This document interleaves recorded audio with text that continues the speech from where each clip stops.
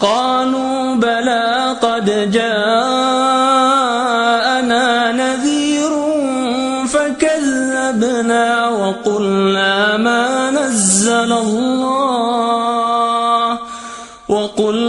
ما نزل الله من شيء إن أنتم إلا في ضلال كبير.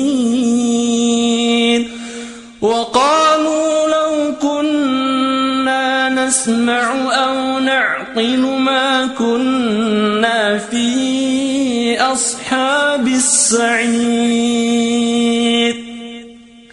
فاعترفوا بذنبهم فسحقا لأصحاب السعير. إن الذين يخشون ربهم بالغيب لهم مغفرة وأجر كبير.